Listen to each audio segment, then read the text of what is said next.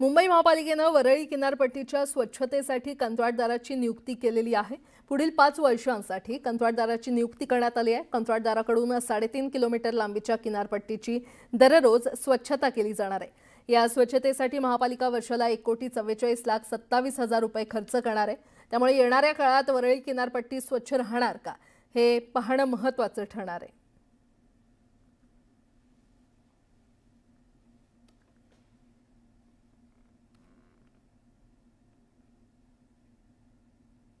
आता समुद्र किनारा म्हटलं की घाण आणि कचरा हे दोन विषय आलेच, पण याच्यावरती उपाययोजना म्हणून प्रशासनाने एक मोठा निर्णय घेतलाय।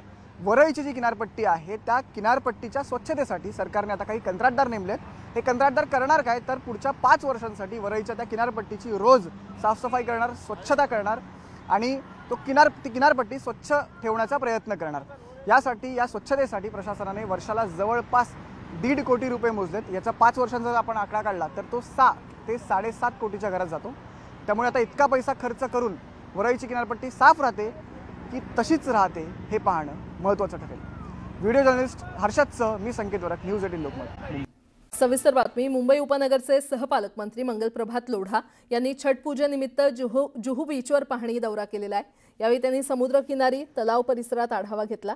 दरम्यान जुहू बीचवर छठ पूजेची पूर्ण तयारी का नाही झाली असा जाब त्यांनी पालिका आयुक्त भूषण गगराणी आणि अतिरिक्त आयुक्त अमित सैनी यांना विचारला।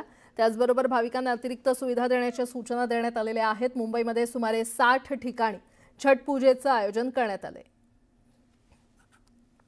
चेंजिंग रूमची संख्या वाढवावा, टॉयलेटची संख्या वाढवावा, पाणी संपायच्या नको ते व्यवस्था करावा, पोलीसची व्यवस्था करावा। आता इथे पोलीस ऑफिसर आणि महानगरपालिकाचे सर्व अधिकारी उपस्थित आहे। पूर्वी त्याने फक्त 30 चेंजिंग रूमची व्यवस्था केली होती।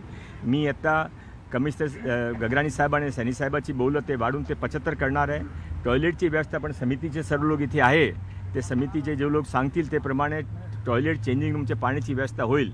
पोलीसची व्यवस्था चांगली आहे, त्याने सर्व व्यवस्था केली आहे, त्यामध्ये काय अडचण नाही आहे। ते अडचण असेल तर ते आपोआप करून घेतील। मुंबई महापालिकेनं वरळी किनारपट्टीच्या स्वच्छतेसाठी कंत्राटदाराची नियुक्ती केलेली आहे। पुढील 5 वर्षांसाठी कंत्राटदाराची नियुक्ती करण्यात आली आहे। कंत्राटदाराकडून 3.5 किलोमीटर लांबीच्या किनारपट्टीची दररोज स्वच्छता केली जाणार आहे। या स्वच्छतेसाठी महापालिका वर्षाला 1,44,27,000 रुपये खर्च करणार आहे। त्यामुळे येणाऱ्या काळात वरळी किनारपट्टी स्वच्छ राहणार का हे पाहणं महत्त्वाचं ठरणार आहे।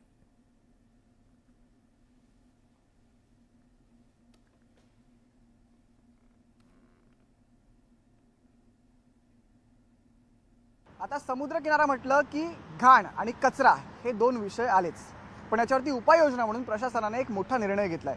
वरळीची जी किनारपट्टी आहे त्या किनारपट्टीच्या स्वच्छतेसाठी सरकारने आता काही कंत्राटदार नेमलेत। हे कंत्राटदार करणार काय तर पुढच्या 5 वर्षांसाठी वरळीच्या त्या किनारपट्टीची रोज साफसफाई करणार, स्वच्छता करणार आणि ती किनारपट्टी स्वच्छ ठेवण्याचा प्रयत्न करणार।